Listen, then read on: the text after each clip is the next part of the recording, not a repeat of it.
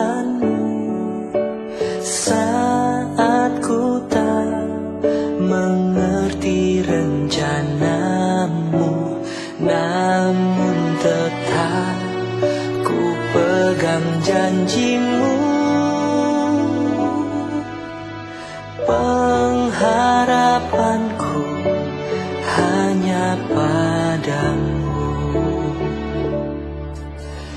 Saat ku tak melihat jalanmu, saat ku tak mengerti rencanamu, namun tetap ku pegang janjimu. Pengharapanku hanya padamu. Hatiku percaya,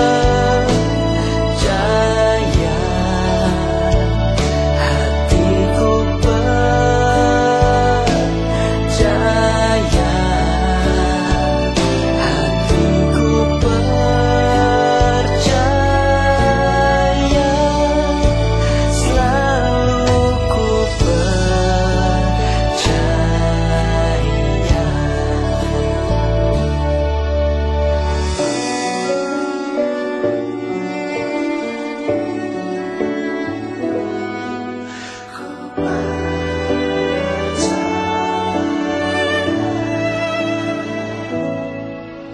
saat ku tak melihat jalanmu, saat ku tak mengerti rencanamu, namun tetap ku pegang janjimu.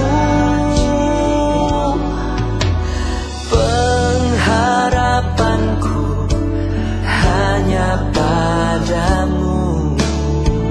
Hatiku percaya,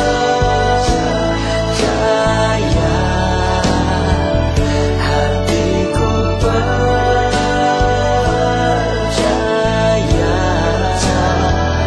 hatiku percaya,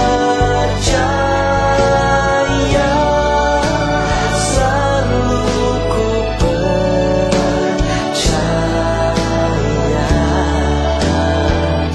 Lord, I will trust in you.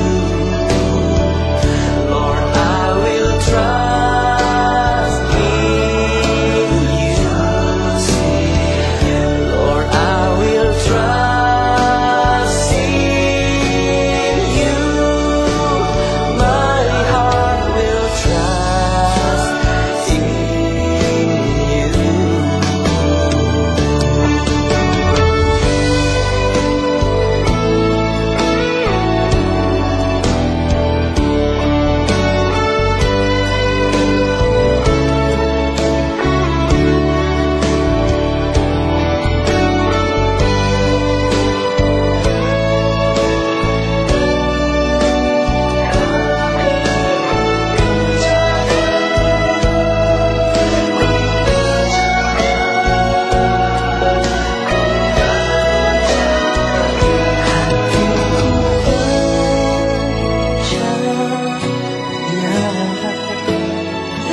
Hatiku percaya,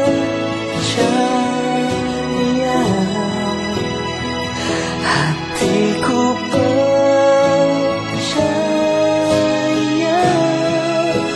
selalu ku percaya. Lord, I will trust in you.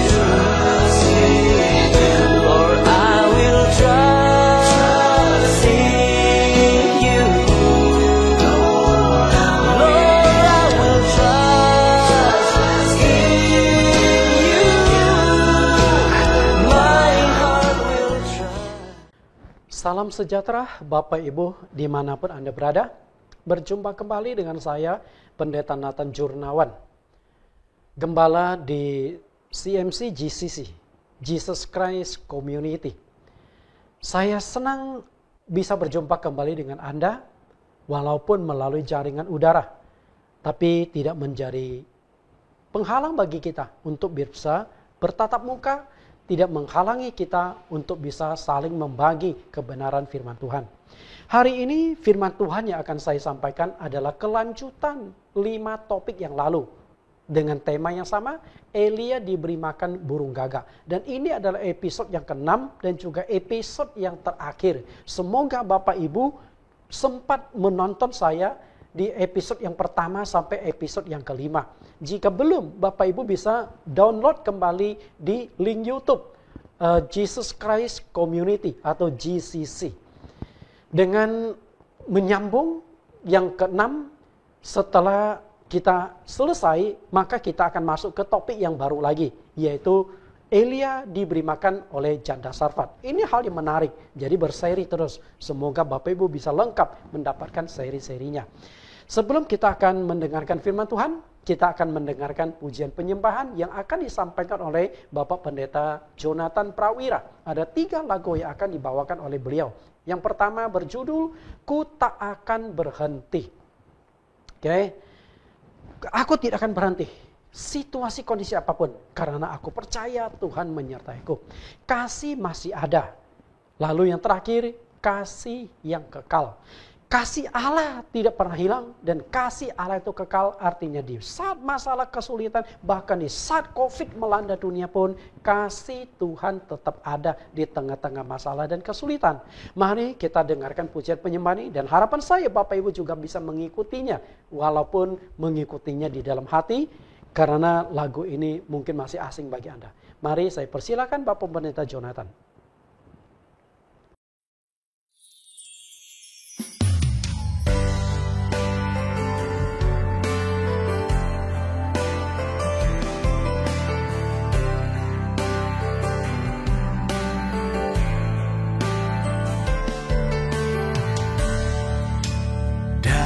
Segala perkara Tuhan punya rencana yang lebih besar dari semua yang terpikirkan.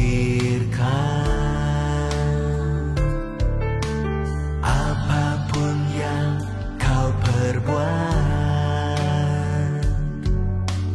tak ada maksud jahat.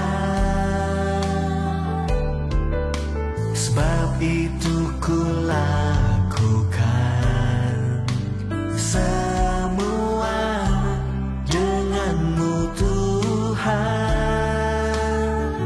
Ku tak akan menyerah pada apapun juga, sebelum ku coba semua yang ku bisa, tetapi ku berserah kepada kehendak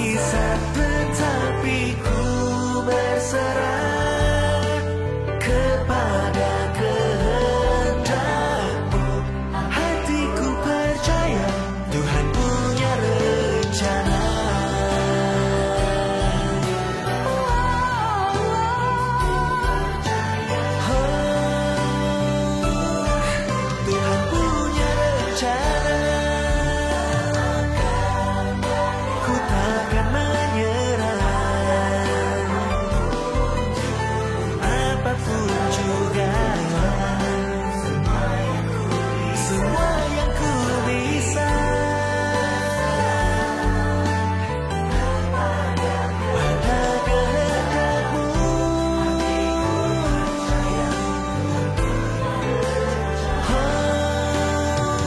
ku tak akan menyerah pada apapun juga. Sebelum ku coba semua yang ku bisa, tetapi ku berserah kepada kehendak-Mu. Hatiku percaya Tuhan punya rencana. Hatiku percaya Tuhan punya rencana. Hatiku percaya Tuhan punya rencana.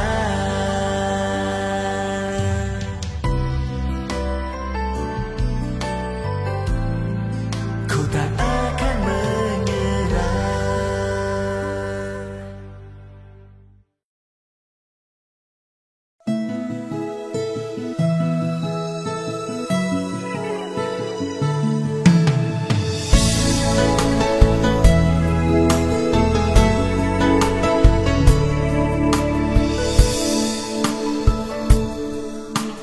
Hanya yang pernah merasakannya tahu duri dalam dagingku.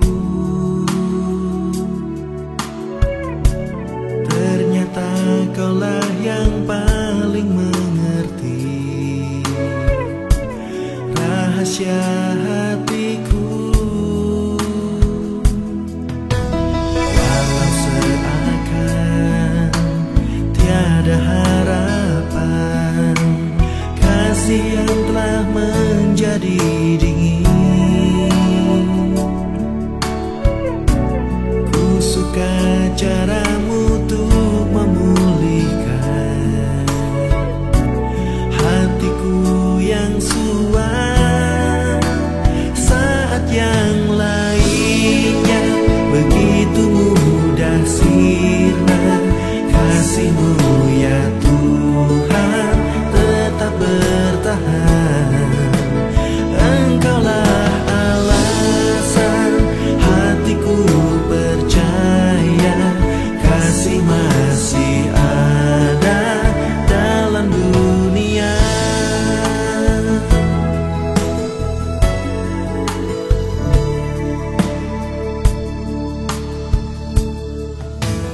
Walau seakan tiada harapan, kasih yang telah menjadi dingin.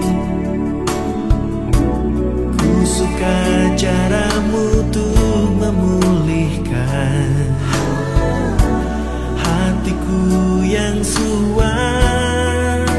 Saat yang lainnya begitu mudah sirna, kasih-Mu ya Tuhan tetap bertahan. Engkaulah alasan hatiku percaya kasih masih ada dalam dunia.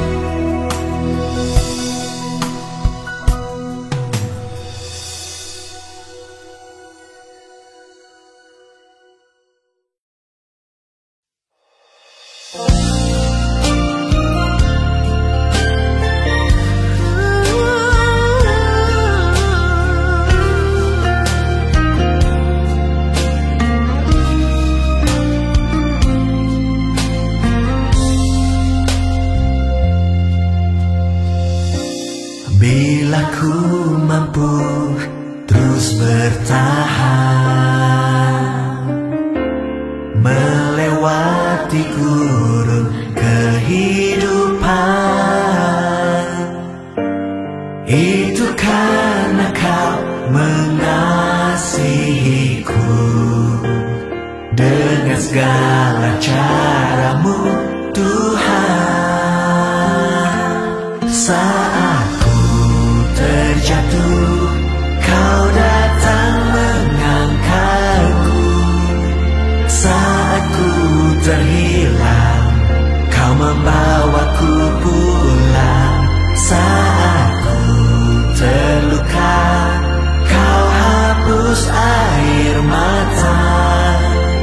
Engkau mengasihiku dengan kasih yang kekal.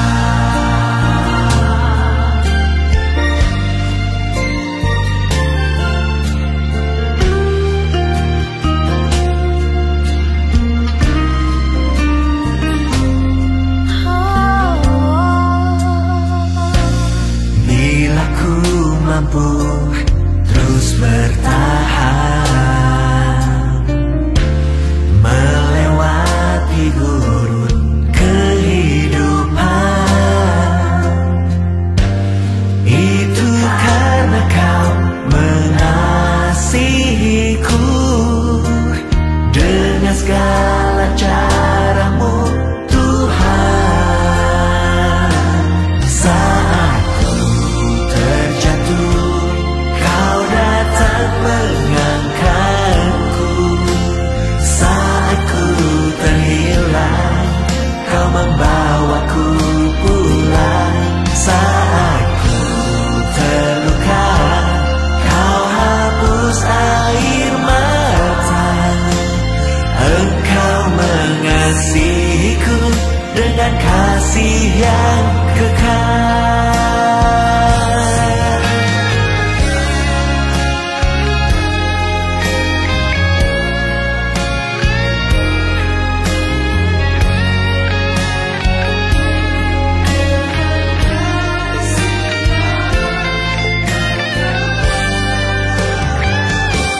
Saat ku terjatuh, Kau datang mengangkatku. Saat ku terhilang, Kau membawaku pulang. Saat ku terluka, Kau hapus air mata. Engkau mengasihiku dengan kasih yang kekal. Engkau mengasihiku dengan kasih yang kekal.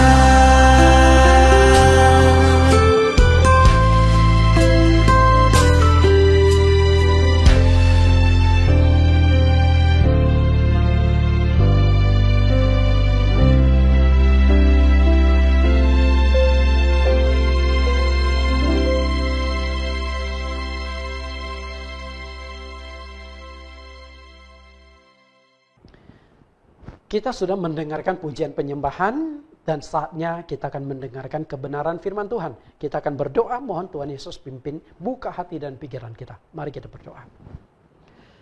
Tuhan, Juru Selamat kami yang hidup, Juru Selamat yang kami sembah di dalam nama Yesus Kristus. Terima kasih Engkau tetap menyertai kami. Bahkan Engkau memberikan kesempatan kepada kami mempelajari kebenaran firman-Mu. Hamba-Mu, Engkau berikan kesempatan menggali, menyampaikan kebenaran ini dari 1 Raja-Raja pasal 17 ayat 1 sampai ayat yang ke-9. Walaupun dari 9 ayat, tapi itulah firman-Mu. Semakin digali, semakin banyak kebenaran yang muncul. Semakin digali, semakin banyak hal-hal baru yang kami temukan. Karena firman-Mu itu hidup. Firman-Mu itu bisa menyertai kami senantiasa sampai saat ini. Saat ini kami akan pelajari 2 topik lagi tentang Elia diberi makan oleh burung gagak. Supaya kami belajar dari burung gagak walaupun kecil tapi memberikan pengertian kepada kami agar kami bisa menjadi orang yang bijaksana dalam menjalani kehidupan ini. Terima kasih Tuhan. Di dalam nama Yesus Kristus kami berdoa. Amin. Seperti yang saya katakan tadi, ini adalah topik yang terakhir atau judul yang terakhir, Elia diberi makan oleh burung gagak. Saya mengajak Bapak Ibu membaca kembali.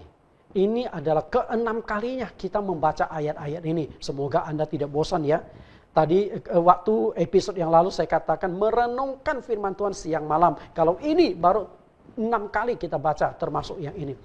1 Raja-Raja pasal 17 ayat 1. Lalu berkatalah Elia orang Tisbe dari Tisbe Gilead kepada Ahab, demi Tuhan yang hidup Allah Israel yang kulayani, sesungguhnya tidak akan ada embun atau hujan pada tahun-tahun ini kecuali kalau kukatakan. Kemudian datanglah firman Tuhan kepadanya, pergilah dari sini, berjalanlah ke timur dan bersembunyilah di tepi sungai Kerit di sebelah timur sungai Yordan. Engkau dapat minum dari sungai itu dan burung-burung gagak telah kuperintahkan untuk memberi makan engkau di sana. Lalu ia pergi dan melakukan seperti firman Tuhan. Ia pergi dan diam di tepi sungai Kerit di sebelah timur sungai Yordan. Pada waktu pagi dan petang, burung-burung gagak membawa roti dan daging kepadanya dan ia minum dari sungai itu. Tetapi sesudah beberapa waktu sungai itu menjadi kering sebab hujan tiada turun di negeri itu. Maka datanglah firman Tuhan kepada Elia, bersiaplah, pergilah ke Sarfat yang termasuk wilayah Sidon dan diamlah di sana. Ketahuilah, aku memerintahkan seorang janda untuk memberi engkau makan. Bapak Ibu, walaupun 9 ayat kita akan menggali dan kita temukan sampai 6 kali khotbah, inilah kebenaran firman Tuhan. Elia diberi makan oleh burung gagak. Ini adalah layar-layar awal yang sudah saya buka beberapa kali, tetap saya buka sekali lagi supaya Bapak Ibu menyambung. Terutama kalau Anda baru pertama kali mengikuti pelajaran atau mengikuti khotbah berseri ini supaya Anda tuh menyambung. Pada khotbah saya dari episode 1 sampai 3 saya sudah mengupas khusus tentang Nabi Elia. Lalu di episode yang keempat sampai 6 ini secara khusus yang saya kupas itu adalah burung gagak. Jadi ada keseimbangan karena topiknya itu berbicara 2 poin utama, Elia dan burung gagak. Elia diberi makan oleh burung gagak. Dari begitu banyak jenis burung di udara, mengapa Tuhan itu memakai burung gagak? Kenapa tidak memakai burung raja wali tekukur atau merpati? Itu sudah saya kupas sedikit. Karena Tuhan ingin kita belajar kepada burung gagak. Belajar kepada burung itu sebenarnya sudah diungkapkan beberapa kali di dalam Alkitab. Nabi Ayub pun pernah mengungkapkan agar kita belajar kepada burung. Nah, bukan hanya kepada burung. Kita belajar kepada binatang yang ada di darat, macam-macam hewan bisa kita pelajari. Bahkan semut yang begitu kecil pun bisa kita pelajari, kita teladani. Salomo di dalam Amsal pasal yang ke-6 pernah mengajak kita untuk belajar kepada semut yang kecil. Jika semut yang begitu kecil saja memberikan banyak pengajaran, apalagi hewan-hewan lain. Lalu kita bisa belajar kepada ikan di laut. Saya suka nyelam.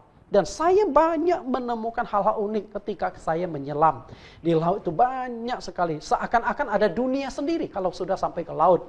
Lalu kita belajar kepada bumi.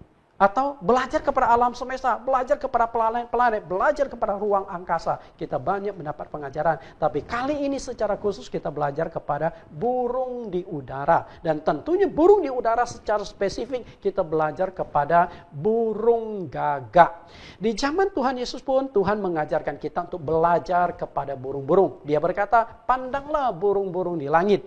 Bukan suruh Anda pandang tanpa tujuan, tanpa sebab. Maksudnya adalah belajarlah kepada burung-burung di langit. Lalu Tuhan berkata, bukankah engkau melebihi burung-burung tersebut?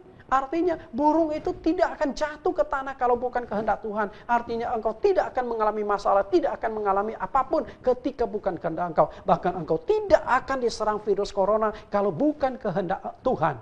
Kalau engkau diserang virus corona, mungkin Tuhan ingin belajar, mungkin Tuhan ingin Anda belajar sesuatu dari virus corona. Bapak Ibu yang saya kasihi, lalu engkau lebih berharga daripada burung-burung pipit. Inilah pelajaran dari burung-burung tersebut. Ada 7 poin yang bisa kita pelajari dari burung gagak, itu sudah saya ungkapkan. Dan saat ini akan kita pelajari adalah poin yang ke-6 sampai poin yang ke-7. Yaitu burung gagak adalah burung yang suka memberikan informasi. Dan yang kedua adalah gagak memiliki tingkat sosial yang sangat tinggi. Mari kita masuk ke dalam pelajaran inti kita.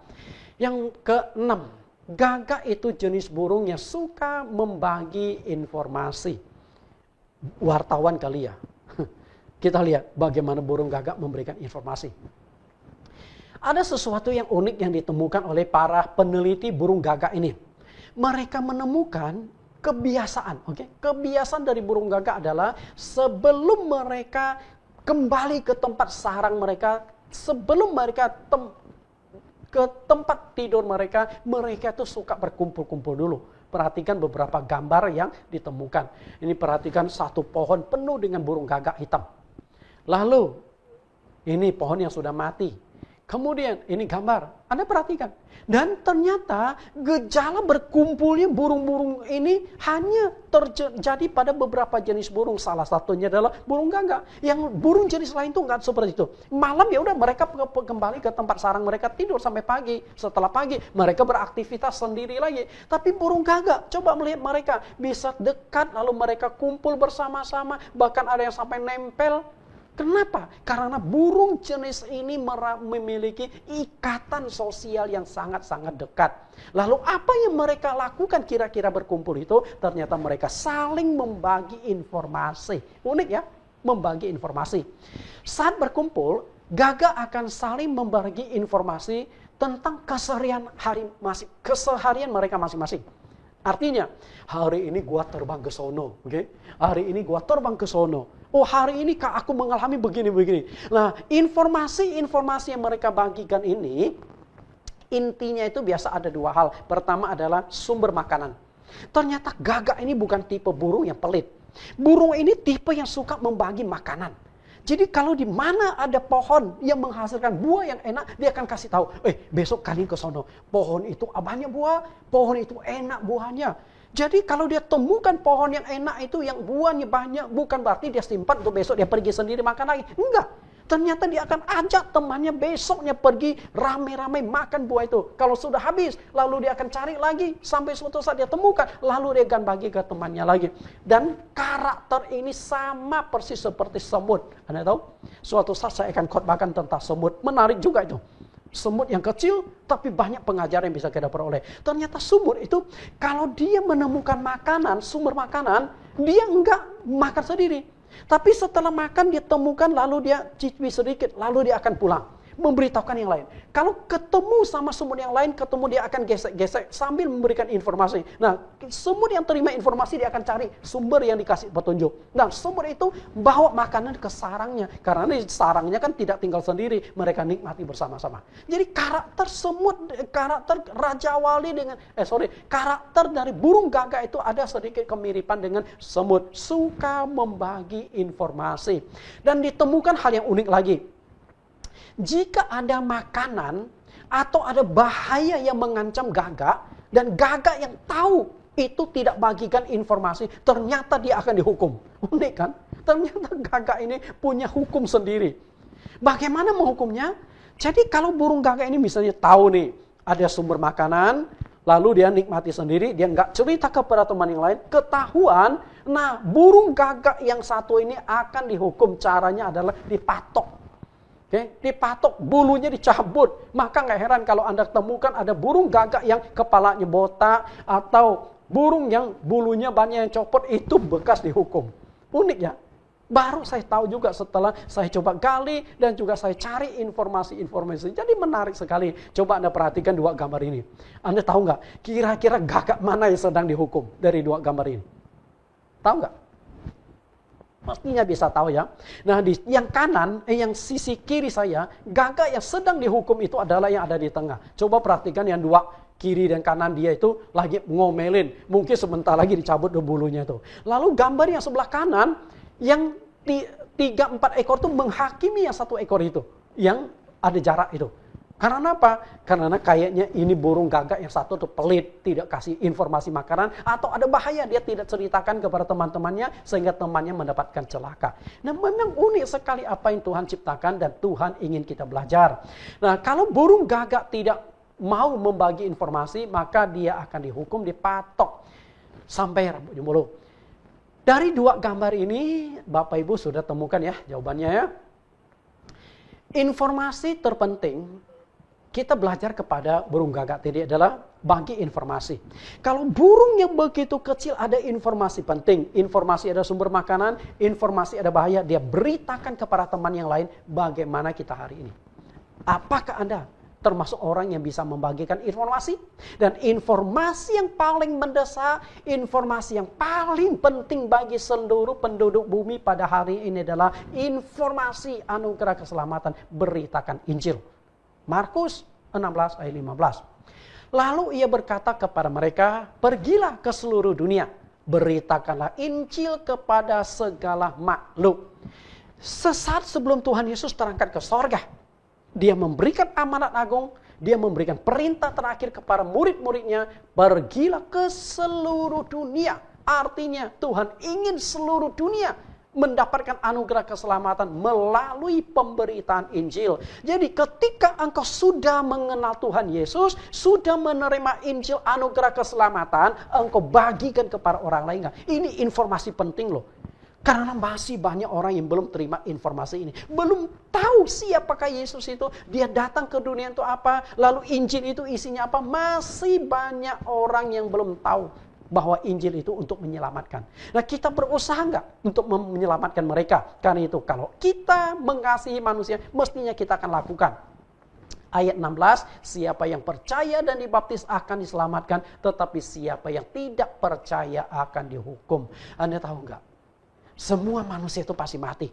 Dan setelah mati, manusia akan menghadapi penghakiman seperti yang dikatakan oleh penulis Ibrani 9 ayat yang ke-27. Dan sama seperti manusia ditetapkan untuk mati hanya satu kali, sesudah itu dihakimi. Kita hanya punya satu nyawa, hanya punya satu kesempatan. Teman-teman kita hanya punya satu nyawa, satu kesempatan. Tetangga kita, keluarga kita, rekan-rekan kita, semua itu hanya punya satu kesempatan karena mereka hanya punya satu nyawa. Apakah kita tidak peduli?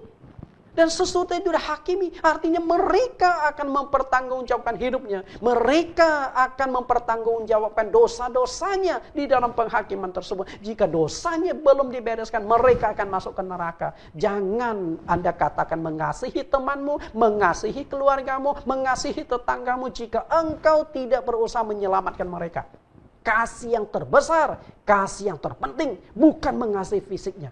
Kasih pada fisik mereka. Anda antar makanan, Anda berbuat baik, itu kasih yang fana. Memang penting, tapi itu sementara. Tapi kasih yang sejati, kasih yang sesungguhnya adalah engkau selamatkan mereka dari kebinasaan kekal, yaitu di api neraka. Bagikan informasi ini, beritakan Injil anugerah keselamatan ini.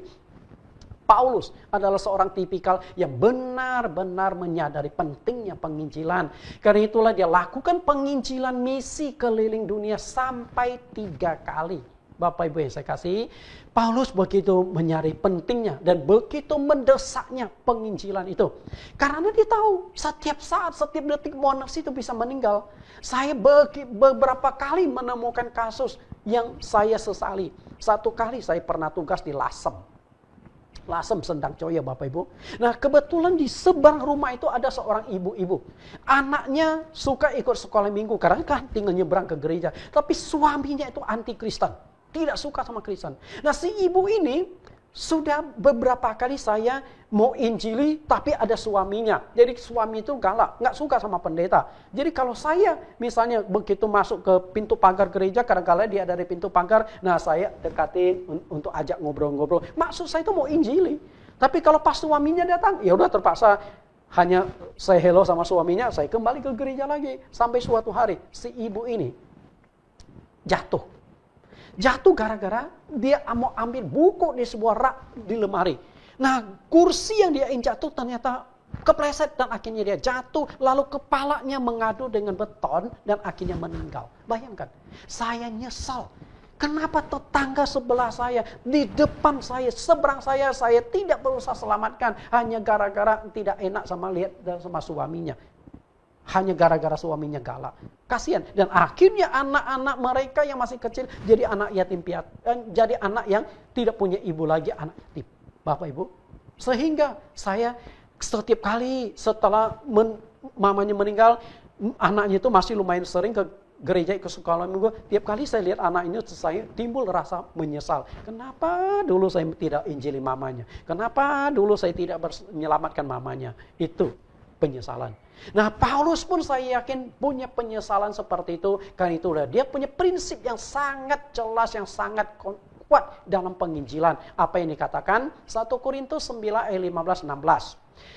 Tetapi aku tidak pernah mempergunakan satu pun dari hak-hak itu. Aku tidak menulis semuanya ini supaya aku pun diperlakukan juga demikian. Sebab aku lebih suka mati daripada ...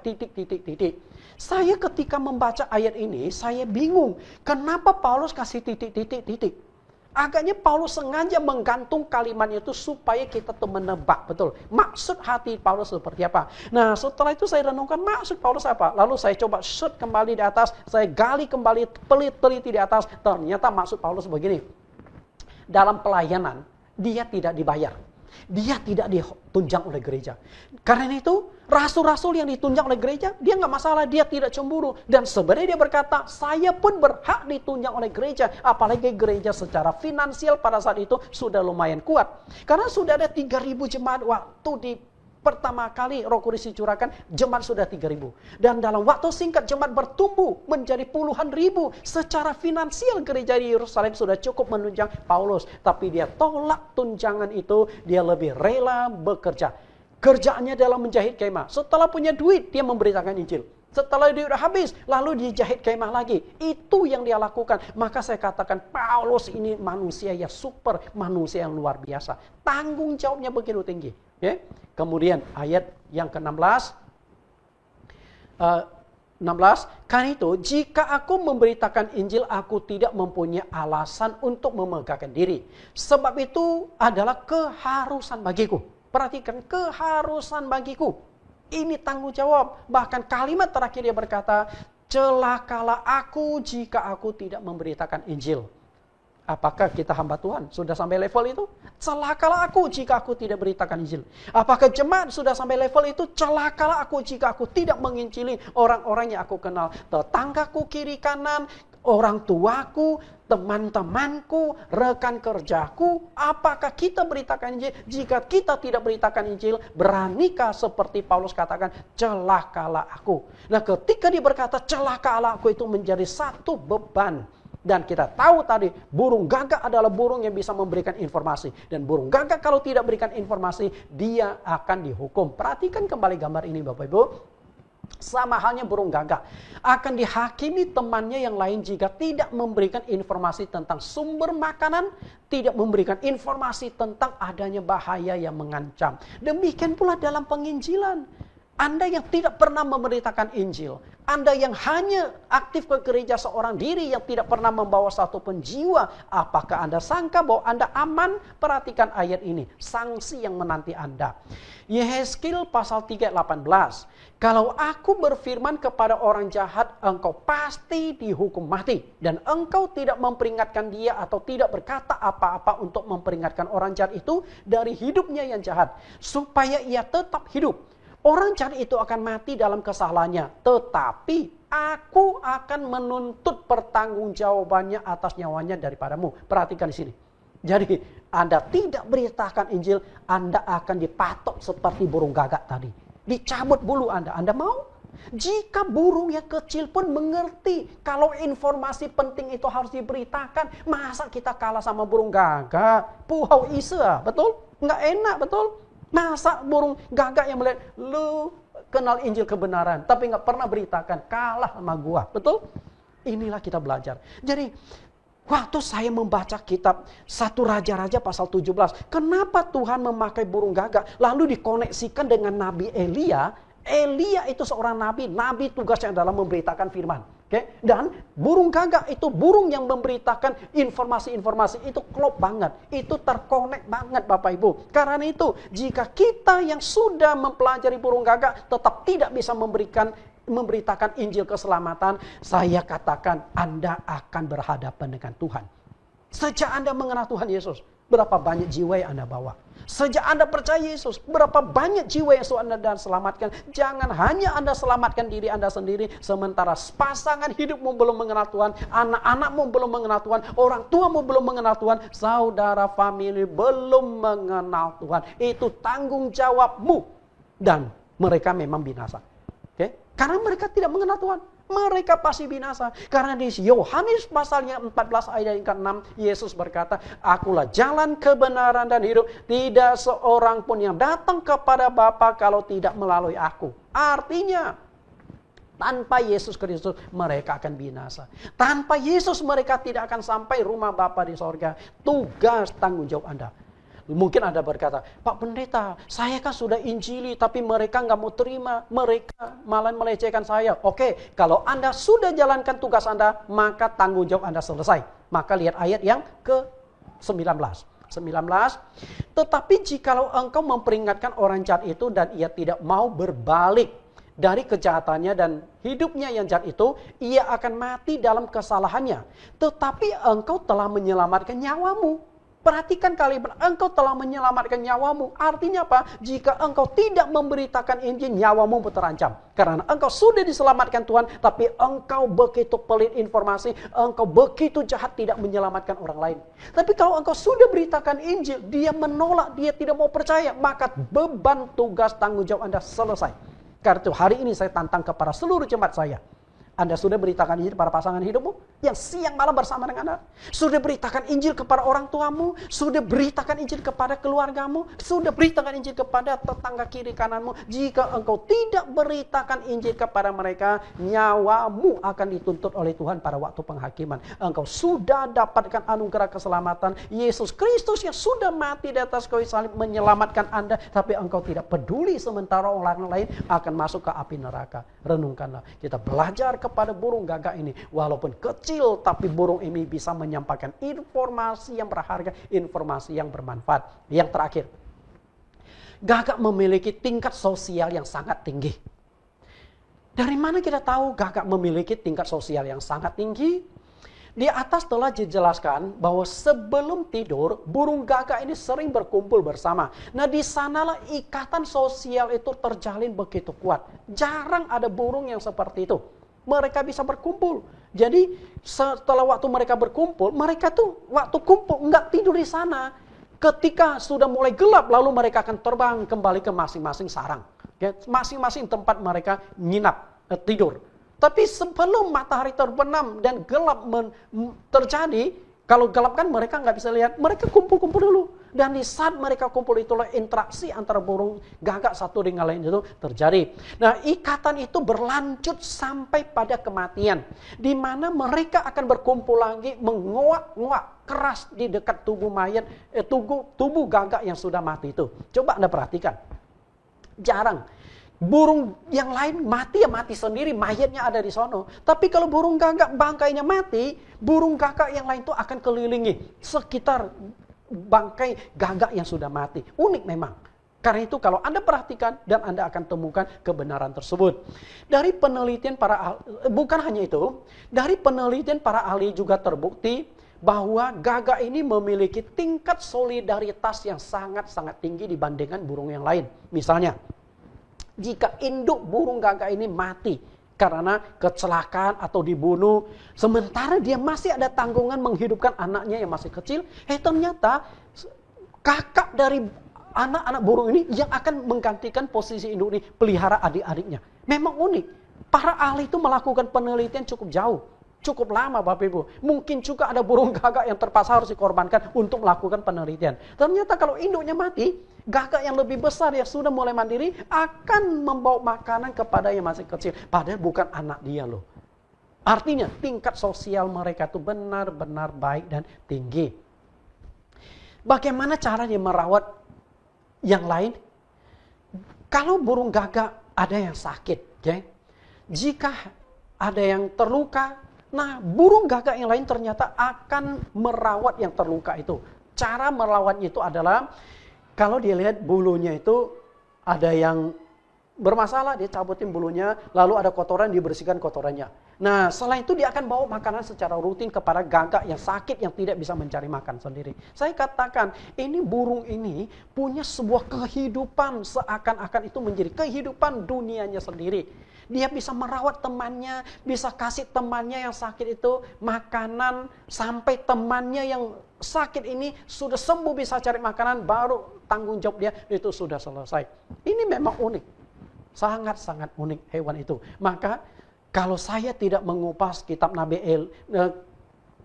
saya tidak mengupas 1 Raja-Raja pasal yang ke-17, saya juga tidak menggali, tidak mendalami burung ini. Tapi setelah saya menggali, mendalami, mata saya dibukakan dan saya takjub dengan burung gagak ini. Benar-benar luar biasa. Kemudian, kalau ada gagak yang meninggal, tim peneliti juga menemukan, tim peneliti dari Universitas Washington yang dipimpin oleh Kylie Swift berhasil menemukan jawaban atas perilaku gagak yang selalu memperhatikan ketika salah satunya itu mati. Jadi misalnya ada mayat gagak. Nah, lalu mayat gagak itu akan didekati oleh burung yang lain, burung gagak yang lain. Mereka dekati, bahkan ada semacam kesan burung-burung ini waktu mereka mengelilingi, mereka itu berkuak-kuak dengan suara yang nyaring. Mereka ini berkeliling pada bangkai itu, dan para ahli meyakini ini adalah semacam ritual dalam perkabungan. Jadi ternyata yang bisa perkabungan itu bukan hanya manusia ya, burung gagak pun bisa mengadakan perkabungan kepada temannya yang sudah mati. Bahkan ada beberapa kasus ditemukan burung gagak itu bisa menguburkan temannya yang mati. Tentu yang namanya kubur ini nggak sempurna tertutup, tapi dia bawa rantingnya, kemudian tanah dikais-kais, ditutupi mayat burung gagak yang lain. Dan perilaku unik ini hanya ditemukan pada burung gagak, tidak ditemukan pada hewan-hewan lain. Kalau hewan yang lain, burung yang lain mau mati ya matilah. Tapi burung gagak masih peduli sampai bisa menguburkan temannya yang sudah mati. Saya katakan luar biasa. Nah, hari ini kita belajar pada burung gagak. Maksudnya begini, engkau adalah umat pilihan Allah. Jika burung gagak merupakan burung yang penuh dengan, yang bisa bersosialisasi, yang bisa hidup dalam kekeluargaan, bagaimana dengan kita? Kita ini umat pilihan Allah. Kita ini adalah umat pilihan Allah. Hari ini engkau menjadi Kristen bukan kebetulan, tapi benar-benar dipilih oleh Tuhan Yesus.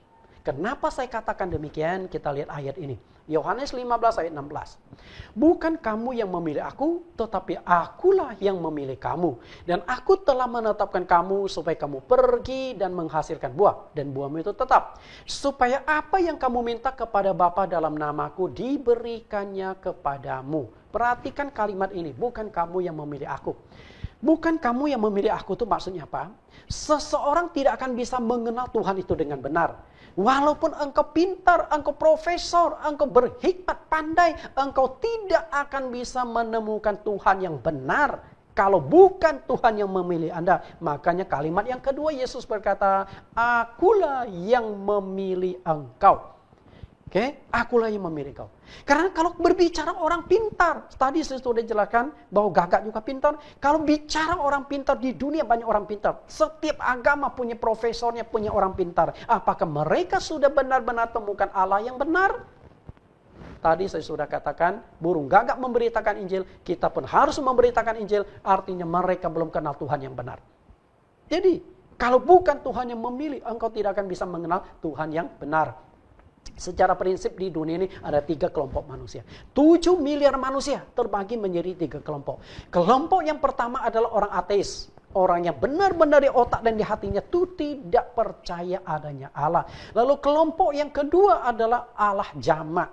Bagi mereka menyembah banyak Allah. Berupa dewa-dewi. Banyak agama di dunia yang mempunyai Allah jamak. Dan sebenarnya orang Kristen pun hati-hati kalau tidak bisa menjelaskan konsep doktrin Tritunggal, kita akan dianggap menyembah Allah jamak. Ada Bapa, ada Anak, ada Roh Kudus. Dan kalau Anda tertarik mempelajari tentang doktrin Allah Tritunggal, saya saat ini sedang memberikan pengajaran lewat Zoom. Jadi Anda bisa ikuti doktrin Allah Tritunggal sebanyak 10 kali pertemuan. Kemudian yang ketiga adalah Allah tunggal. Oke. Lalu bagaimana proses Allah memilih Anda? Allah tunggal, Allah yang tunggal belum tentu sudah mengenal Allah dengan tepat. Karena ketika berbicara tentang Allah tunggal, di dunia ada 3 agama penyembah Allah tunggal. Ada agama Yahudi, ada agama Kristen, ada agama Islam atau Muslim. 3-tiganya mengaku Allah itu tunggal. Tapi apakah Allah yang disembah 3 agama ini sudah sama? Ternyata beda. Masing-masing punya penjelasan, masing-masing punya pengenalan tentang Allahnya. Berarti pengenalan terhadap Allah ada masalah. Yang benar itu yang mana? Yahudi, Kristen, atau Islam? Nah itulah yang perlu kita pelajari lebih jauh. Nah hari ini sebagai orang Kristen saya meyakini bahwa Tuhan yang disembah itu Tuhan yang benar, Allah yang benar. Nah lalu bagaimana cara Allah memilih kita? Kita lihat, ini 3 agama penyembah Allah asa. Yahudi, Kristen, dengan Islam. Nah Tuhan cara memilih kita begini. Mungkin Anda dari orang ateis dituntun oleh Tuhan jadi Kristen. Oke, langsung.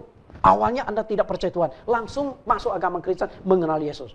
Lalu mungkin juga Anda dulunya punya agama non-Kristen, tapi Anda masuk ke agama yang penyembah Allah jamak, lalu dituntun oleh Tuhan masuk ke agama Kristen, mengenal Tuhan lebih jauh.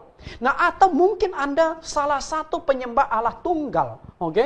Allah tunggal, lalu dituntun Allah menjadi Kristen. Nah, inilah cara Tuhan menuntun Anda. Jadi, saya ingin katakan hari ini Anda Kristen bukan kebetulan. Tapi benar-benar dipilih Tuhan, benar-benar dituntun oleh Tuhan. Cara Tuhan menuntun Anda bisa berbagai macam. Kalau Paulus, jelas dituntun oleh Tuhan, Tuhan sendiri menuntun Paulus. Karena memang tidak ada yang sanggup memberitakan Injil kepada Paulus. Tapi kalau yang lain, kebanyakan itu menerima anugerah keselamatan melalui penginjilan-penginjilan. Melalui penginjilan Tuhan Yesus, melalui penginjilan murid-murid Tuhan Yesus. Oke? Nah hari ini Anda menjadi Kristen bisa saja melalui penginjilan orang lain. Tapi itu Tuhan turut campur tangan sampai Anda bisa mengenal Yesus Kristus sebagai Tuhan dan Juru Selamat. Karena ada yang memberitakan informasi anugerah keselamatan kepada engkau. Saudaraku, saudara terpilih dari 7 miliar manusia ini menjadi umat Tuhan bukan kebetulan. Melainkan Tuhan Yesus memilih Anda secara khusus. Dan kalau Tuhan memilih Anda secara khusus pasti Tuhan punya tujuan. Tuhan pasti punya kehendak. Betul? Tuhan memilih Anda secara khusus menjadi pengikutnya pasti punya tujuan. Lalu apakah tujuan Tuhan memilih Anda? Pernah nggak Anda berpikir, saya jadi Kristen, apakah kebetulan? Saya katakan bukan kebetulan. Tuhan Yesus berkata, akulah yang memilih kamu. Lalu apakah Anda menggali lebih jauh? Apa tujuan Tuhan memilih aku sebagai pengikutnya? Apa tujuan aku dipilih Tuhan sebagai orang Kristen? Pernahkah Anda berpikir? Kalau Anda belum berpikir berarti Anda itu belum Kristen. Anda hanya statusnya Kristen. Karena kalau benar-benar Anda Kristen, Anda akan menyadari kenapa Tuhan memilih aku menjadi Kristen.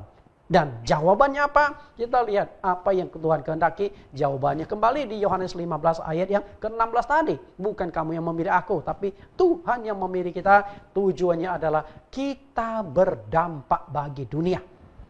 Oke, kita berdampak bagi dunia.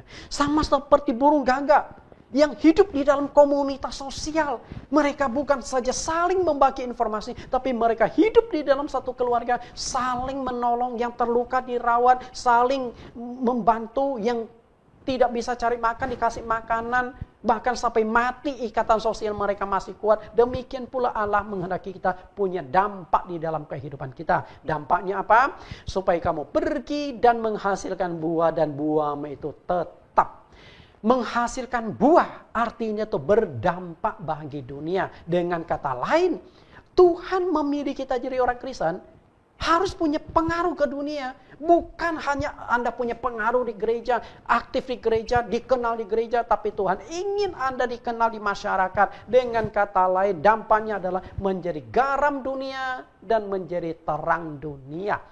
Kalau burung gagak bisa hidup dalam bersosialisasi, Tuhan pun ingin Anda hidup di dalam sosialisasi dengan 2 hal, garam dunia dan terang dunia. Anda tahu apa yang dimaksud dengan garam dan terang dunia? memberikan dampak menjadi garam dunia. Garam dunia dan juga memberi dampak sebagai terang dunia. Garam dunia itu berbicara tentang kegiatan yang bersifat amal dan sosial. Artinya mengasihi. Okay? Kasih itu bukan agama. Kasih ini lintas agama. Dan kasih itu bahasa universal yang bisa diterima oleh setiap orang. Kalau Anda datang memberitakan Injil, Anda ditolak, bahkan timbul masalah. Tapi kalau engkau datang dengan kasih, semua orang bisa terima. Apalagi di zaman COVID seperti sekarang. Betul? Orang tidak memandang agama Anda lagi. Tapi yang dipandang adalah Anda peduli nggak dengan mereka. Saya punya kerinduannya begitu besar. Suatu saat saya punya satu yayasan yang bisa memberikan dampak. Dan kami akhirnya punya sebuah yayasan, yaitu Yayasan Servia. Kami ada 5 orang pengurus yayasan. Dan kalau memang Tuhan menghendaki memakai yayasan kami, Yayasan Servia, kami rindu suatu saat akan mendirikan rumah jompo, mendirikan panti asuhan, mendirikan sekolah-sekolah, dan juga mendirikan rumah sakit. Tergantung berapa dana yang Tuhan sediakan, maka kami akan banyak lakukan hal-hal yang bersifat sosial untuk menolong masyarakat, untuk menolong siapapun yang membutuhkan pertolongan. Tentu kami akan lakukan secara subsidi silang. Yang kuat membantu yang lemah. Kami hanya media. Tapi di dalam media ini kami membutuhkan modal, dan kalau benar Tuhan menghendaki, maka tahun depan kami akan ada proyek-proyek yang kemanusiaan yang bisa kami lakukan untuk mengasihi sesama manusia. Itulah garam, oke? Garam menolong secara sosial. Lalu terang, apa yang dimaksud dengan terang? Terang ini berkaitan dengan kegiatan yang bersifat penyelamatan jiwa, yaitu penginjilan. Terang itu menuntut orang yang berjalan di dalam kegelapan, mereka menemukan jalan yang terang. Mereka menemukan Tuhan yang benar. Jadi dua ini harus jalan. Kalau Anda hanya melakukan aksi sosial, ini semua bisa dilakukan oleh semua orang. Banyak yayasan sosial. Tapi kalau penginjilan, yayasan sosial nggak bisa lakukan. Jadi harus ada penggabungan. Dan ketika Tuhan menyuruh Anda jadi terang dan garam dunia, ternyata Tuhan 2000 tahun yang lalu sudah lakukan tugas terang dan garam dunia. Okay? Tuhan Yesus melakukan kedua fungsi ini ke waktu hidup. Garam dunia maksudnya adalah melakukan penyembuhan penyakit. Ini kan garam dunia. Tidak bicara masalah agama, oke? Lalu Yesus memberi makan 5 roti 2 ikan. Dengan melakukan mujizat bisa dimakan 5.000 orang. Artinya Tuhan memperhatikan perut mereka. Tuhan memperhatikan kebutuhan jasmani. Lalu suatu ketika ada pesta kekurangan anggur. Tuhan Yesus ubah air menjadi anggur. Nah, ini berbicara garam dunia. Garam itu sesuatu yang bisa dinikmati orang lain. Orang bisa merasakan. Orang bisa nikmati, itulah garam. Lalu yang kedua adalah terang. Melakukan penginjilan keliling ke berbagai daerah. Dengan kata lain, sewaktu Yesus hidupnya di dunia, dia sudah memainkan peran sebagai garam dunia dan sebagai terang dunia. Tuhan Yesus walaupun Tuhan tidak melulu bicara masalah rohani, tidak melulu hanya bicara masalah sorga neraka, tapi dia juga perhatikan kehidupan manusia di dunia. Itulah terang dan garam.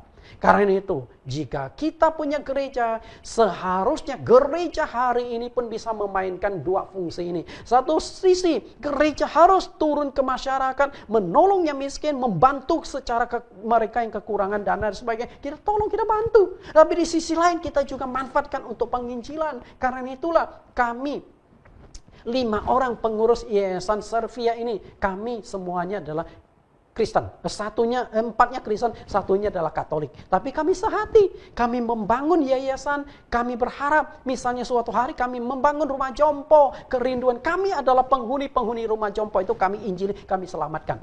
Karena yang namanya jompo ini adalah untuk orang-orang tua. Kami berharap sebelum mereka dipanggil Tuhan, mereka sudah kenal Yesus Kristus sebagai Tuhan dan Juru Selamat. Karena itu, walaupun saya tahu penuh tantangan-rintangan, tapi di rumah jompo itu saya yakin banyak jiwa-jiwa yang bisa diselamatkan sebelum mereka dipanggil kembali oleh Tuhan. Ada 2 tipe rumah jompo yang kami bangun nantinya. Tipe yang pertama adalah komersil. Mungkin ada lumayan mahal.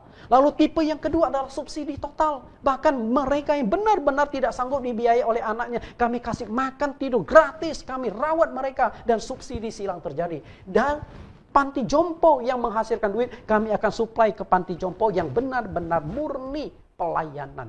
Dan kami berharap 2 panti ini mereka mengenal Yesus sebagai Tuhan dan Juru Selamat. Bapak Ibu yang saya kasih, kita sudah belajar kepada burung gagak maka kita belajar di dalam kehidupan kita. Nah, dalam internal Kristen, kita semua adalah satu keluarga besar dengan Yesus Kristus sebagai kepala keluarga. Nah, tentunya kita diharapkan juga bisa saling tolong menolong. Galatia 6 ayat 1. Saudara-saudara, kalaupun seorang kedapatan melakukan suatu pelanggaran, maka kamu yang rohani harus memimpin orang itu ke jalan yang benar. Dengan dalam roh yang lemah lembut, sambil menjaga dirimu sendiri supaya kamu juga jangan kena pencobaan. Kalau tadi burung gagak yang bersalah dipatok, dicabut bulunya. Tapi kalau jemaat kita atau sesama jemaat yang bersalah, kita tuntun dengan roh yang lemah lembut agar kembali ke jalan yang benar. Lalu ayat 2, bertolong-tolonglah menanggung bebanmu. Demikianlah kamu memenuhi hukum Kristus. Bertolong-tolongan. Gotong royong, saling memperhatikan, yang kuat menolong yang lemah. Ya, lihat Roma pasal yang ke-15 ayat 1. Kita yang kuat wajib menanggung kelemahan orang yang tidak kuat, dan jangan kita mencari kesenangan diri sendiri. Setiap orang di antara kita harus mencari kesenangan sesama kita demi kebaikannya untuk membangunnya. Perhatikan kalimat pertama, kita yang kuat wajib. Okay? Kalau engkau cukup kuat secara finansial, engkau punya kewajiban menolong yang tidak kuat. Kalau engkau punya kesehatan, engkau wajib menolong mereka yang kurang sehat. Kalau engkau punya kepintaran, engkau wajib menolong mereka yang kurang pintar. Dituntun. Yang tidak bisa main gitar, diajarkan oleh yang bisa main gitar. Yang tidak bisa main organ, diajar oleh yang bisa main organ. Nah, inilah yang kita lakukan. Okay? Yang kuat wajib membantu yang lemah. Artinya, kita saling menolong satu dengan yang lain. Dalam hal mengasihi, fokus utama kita adalah keluarga internal sendiri. Fokus pertama dulu. Nah, setelah itu baru sesama jemaat seiman. Jangan kebalik. Kita aktif bantu di luar, sementara di dalam internal itu tidak kita peduli. Lihat apa yang dikatakan oleh Rasul Yohanes. Rasul Yohanes itu bisa menulis demikian, kayaknya dia itu sangat mengasihi keluarga dia sendiri. Karena sebelum Yesus meninggal pun, Yesus menitipkan ibunya kepada Rasul Yohanes. Yesus memandang Yohanes, Yohanes ini ibumu. Lalu berkata kepada Maria, ibumu ini anakmu. Nah, sejak saat itu Yohanes itu menampung Maria itu ke rumahnya. Kayaknya Yohanes ini tipe orang yang sangat berbakti, tipe orang yang sangat memperhatikan keluarganya. Kenapa Yesus tidak titipkan kepada murid-murid yang lain? Karena itulah Yohanes itu punya karakter seperti itu. Okay? Nah, kemudian Yohanes lalu menulis surat ini kepada jemaat-jemaat. Apa tulisan dia? 1 Yohanes 3:17, barang siapa mempunyai harta duniawi dan melihat saudara-saudaranya menderita kekurangan, tetapi menutup pintu hatinya terhadap saudaranya itu, bagaimana kasih Allah dapat tetap tinggal di dalam dirinya? Anak-anakku, marilah kita mengasihi bukan dengan perkataan atau dengan lidah, tetapi dengan perbuatan dan dalam kebenaran. Kasih bukan hanya omong doang. Kasih benar-benar dinyatakan dalam tindakan. Yohanes mengajarkan kita, jika saudara yang engkau lihat tidak bisa engkau kasihi, jangan berharap engkau bisa mengasihi orang lain. Jangan berharap engkau bisa mengasihi Tuhan yang tidak kelihatan. Intinya sudah, dimulai dari keluarga sendiri. Kalau keluarga sendiri sudah beres, mari kita lakukan yang lain. Sama seperti Galatia tadi, pasal 6 ayat 2, dikatakan bertolong-tolong menanggung bebanmu. Artinya kita menolong orang lain. Tapi orang yang kita tolong itu siapa? Nah, Paulus jelaskan di Galatia 6 ayat 10. Karena itu, selama masih ada kesempatan bagi kita, marilah kita berbuat baik kepada semua orang, tetapi terutama kepada kawan-kawan kita seiman. Lihat urutan Paulus. Okay? Dia berkata, lakukan perbuatan baik kepada semua orang. Artinya tanpa memandang muka. Tapi setelah itu Paulus fokuskan, tetapi terutama kepada kawan-kawan kita seiman. Artinya apa? Sebelum engkau menolong orang yang jauh, sebelum engkau menolong orang lain, tolong dulu orang yang dekat dengan Anda, saudara Anda, jemaat Anda sendiri. Kalau mereka sudah terpenuhi, baru menolong yang lain. Seringkali gereja itu kebalik.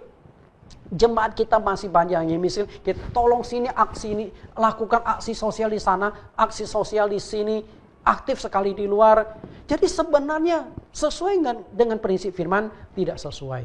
Karena Tuhan ingin internal dulu. Dari Yerusalem, Yudea, Samaria, baru ke ujung bumi. Jangan kita main dari Yerusalem langsung ke ujung bumi. Lihatlah di sekeliling kita masih perlu pertolongan. Karena itu, saya kalau memberikan bantuan tuh saya selalu berpatokan ayat ini.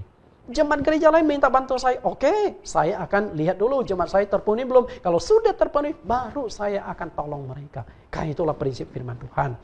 Jangan kita jemu-jemu berbuat baik, karena apabila sudah datang waktunya, kita akan menuai jika kita tidak menjadi lemah. Maksudnya adalah, percayalah, setiap jeri lelah Anda tidak akan sia-sia. Setiap tindakan kasih Anda pasti diperhitungkan Tuhan. Engkau menabur, suatu hari engkau pasti menuai. Engkau jika tidak menabur, jangan berharap menuai. Hukum tabur itu benar-benar terjadi.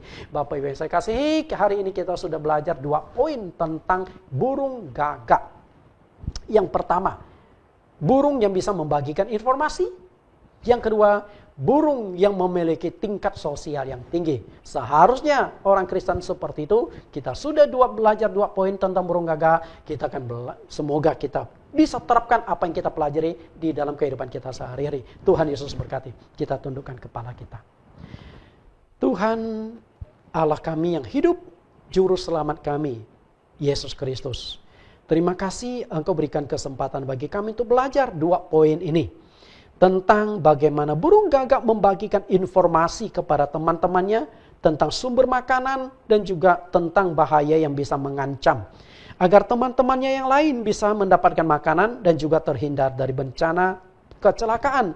Seharusnya kami sebagai orang Kristen, makhluk ciptaan Engkau melebihi burung-burung itu. Karena itulah hari ini kami perlu belajar. Demikian pula tingkat sosial burung gagak yang begitu tinggi, kami juga belajar bahwa kami tidak hidup sendiri. Kami adalah satu tubuh tetapi banyak anggota. Kami perlu saling melengkapi satu tubuh agar anggota-anggota yang lain saling dikuatkan, saling disempurnakan. Terima kasih Tuhan. Semoga episode 1 sampai episode 6 dari Elia diberi makan oleh burung gagak banyak membangun jemaat, banyak menguatkan iman, banyak menuntun kami untuk lebih mengerti bagaimana seharusnya hidup orang Kristen, sehingga kami bisa mengembangkan nilai-nilai dan pola-pola hidup Kristiani sesuai dengan kehendak Engkau. Terima kasih Tuhan. Demikian doa permohonan kami dalam nama Tuhan Yesus. Amin. Bapak Ibu, kita akan mendengarkan pengumuman dan juga doa syafaat yang akan disampaikan oleh Bapak Pendeta Agus Sudiono. Waktu dan tempat kami persilahkan. Shalom Bapak Ibu yang dikasihi Tuhan. Sebelum masuk dalam doa, saya akan bacakan beberapa pengumuman sebagai berikut. 1. Berhubung kegiatan kunjungan atau visitasi ke rumah jemaat belum bisa dijalankan, maka bagi jemaat yang punya masalah dan kesulitan dan membutuhkan konsultasi dengan gembala, dapat menghubungi nomor beliau secara pribadi 085649453333. 2. Kelas pengajaran Alkitab Zoom Sabtu depan tanggal 14 November 2020 jam 19 sampai jam 21 akan membahas tema baru, yakni Allah yang benar itu Allah Esa. 3. Kelas pengajaran via Zoom dengan tema Allah Tritunggal vs Allah Esa setiap hari Senin jam 19 sampai jam 21. Pengajaran ini akan diadakan 10 kali pertemuan. Topik pengajaran tanggal 16 November 2020 dengan tema 6. Siapakah nama Allah yang Esa itu? Untuk informasi silakan menghubungi Ketua Kelas Pendeta Tony Hartanto dengan nomor 0813 8863 9368. 4. Yayasan Servia Foundation yang membawai SLB Dharma Asi akan mengadakan pembagian sembako khusus bagi warga kurang mampu dan berdampak secara langsung akibat COVID-19 yang sudah melanda Indonesia hampir setahun. Demikian pengumuman Bapak Ibu yang dikasihi Tuhan. Mari kita satukan hati, kita berdoa.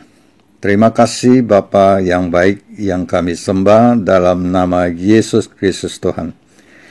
Kami mengucap syukur hari ini kami telah mendengar khotbah dari Pendeta Nathan Jurnawan yang begitu setia melayani firman-Mu Tuhan.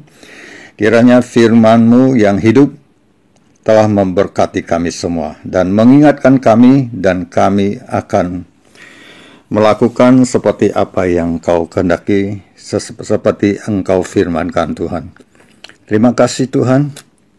Kami satu hati, kami mau bawa bangsa kami, bangsa Indonesia ke dalam tangan-Mu, di mana bangsa ini masih terus mengalami krisis ekonomi ataupun segala sakit penyakit yang melanda dunia ini Tuhan, yaitu COVID-19.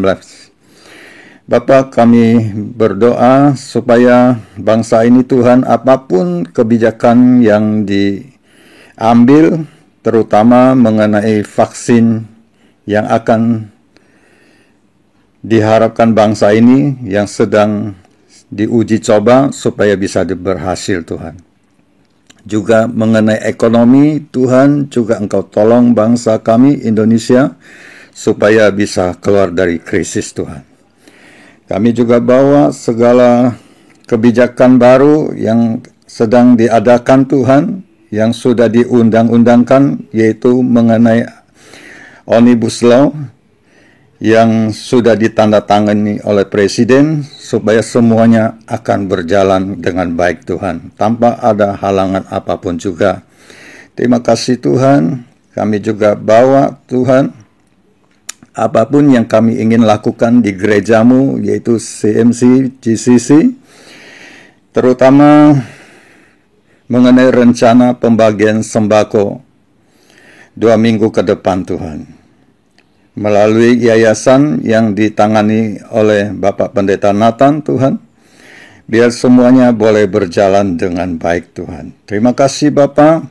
Kami juga bawa doa ini Tuhan buat kami, gereja kami, GCC, CMC akan membeli gedung. Bapak, kami bawa ke dalam doa ini supaya ini semua bisa terlaksana dengan baik Tuhan. Terima kasih Tuhan. Kami juga bawa semua jemaat-jemaat yang masih dalam kelemahan tubuh, segala sakit penyakit Tuhan. Buat saudara kami, Tan Eliezer, Ibu Lim Hamlang, yaitu mama dari Ibu Lahel, mertua Bapak Pendeta Nathan, juga Pak Kim Meng, dan juga Ibu Selvi yang masih sedang dirawat di rumah sakit Tuhan. Kami bawa mereka semua ke dalam pemeliharaan-Mu, dan kami percaya apapun sakit penyakitnya, oleh birul-birul-Mu mereka menjadi sembuh. Kami juga bawa Tuhan Ibu Yohanawati yang punya rencana untuk menjual rumahnya. Tuhan, biar Engkau ikut campur tangan, biar semuanya boleh terlaksana Tuhan. Kami juga bawa semua para medis yang sedang bertugas di rumah sakit Tuhan, yang menangani COVID-19 ini Tuhan, biarlah mereka semua ada di dalam penyertaan dan pelindungan-Mu. Buat Ibu Pendeta Lilis Haryanti, Dr. Asari, dan Dr. Lim Chandana, dan juga Dr. Lisan, dan semua dokter lainnya dan perawat Tuhan kami bawa ke dalam tangan-Mu, biarlah ada dalam pemeliharaan dan perlindungan-Mu yang sempurna. Terima kasih Tuhan, kami juga mengucap syukur Tuhan buat segala hal. Kami juga bawa semua jemaat-jemaat CMC, GCC, semuanya ada di dalam penyertaan perlindungan Tuhan. Terima kasih Tuhan, inilah doa kami kepada Engkau. Engkaulah yang melakukan segala hal yang terbaik dan pemeliharaan yang sempurna buat kami semua yang selalu setia dan mau melayani pekerjaan-Mu Tuhan. Engkau berkati kami semua pengerja CMC, GCC, semua hamba-hambamu yang begitu setia melayani Engkau. Kami bawa semuanya ada di dalam pemeliharaan-Mu. Terima kasih Tuhan, dan kami berdoa hanya dalam nama-Mu, Yesus Kristus Tuhan. Dan sebelum kami menutup ibadah ini, kami mau terima berkat-Mu melalui hamba-Mu, yaitu Bapak Pendeta Nathan Jurnawan. Haleluya, amin. Bapak Ibu, kita sudah mendengarkan pengumuman dan doa penutup, dan saat ini kita akan akhiri. Mari angkat tangan Bapak Ibu, kita akan terima berkat. Kuasa yang terbesar, kemuliaan yang agung, kasih yang ajaib akan turun atas saudara sekalian. Maka saudara-saudari akan diberkati dalam setiap pekerjaan saudara. Walaupun di masa COVID, di mana kesulitan melanda, tapi engkau tetap dipelihara Tuhan. Seperti Tuhan sudah memelihara Elia melalui burung gagak. Saudara-saudari akan diberkati dalam keamanan. Sebagaimana Tuhan sudah mengamankan Elia dari pembunuhan oleh Ratu Isabel, demikian pula Tuhan akan melindungi engkau, menjaga engkau, termasuk dijauhkan dari virus corona yang begitu ganas menyerang dunia saat ini. Saudara-saudari akan diberkati dalam kesehatan. Yesus Kristus, dokter di atas segala dokter, sanggup menyembuhkan sakit penyakitmu. Sekalipun engkau di dalam COVID, tapi Tuhan sanggup membunuh, membasmi COVID yang ada di dalam tubuhmu, sehingga kau dipulihkan secara sempurna. Sukacita, damai sejahtera, keharmonisan, penghiburan dari Roh Kudus turun atas keluargamu masing-masing saat ini sampai selama-lamanya. Kita naikkan pujian bagian refnya, jadikan rumah doa. Jadikan aku Tuhan rumah doamu, agar semua suku bangsa datang menyembahmu. Jadikan aku Tuhan rumah doamu, agar semua suku bangsa datang menyembahmu. Jadikan aku Tuhan rumah doamu, agar semua suku bangsa datang menyembahmu. Jadikan aku Tuhan rumah doamu, agar semua suku bangsa datang menyembahmu. Amin. Tuhan Yesus berkati Bapak Ibu yang saya kasih. Bapak Ibu sudah mengikuti topik firman Tuhan. Elia diberi makan burung gagak sebanyak 6 episode. Dan topik firman Tuhan akan berlanjut karena ini masih berkaitan dengan Elia. Yaitu Elia diberi makan oleh janda Sarfat. Mari lanjutkan pada pertemuan yang akan datang secara bersambung. Tuhan Yesus berkati.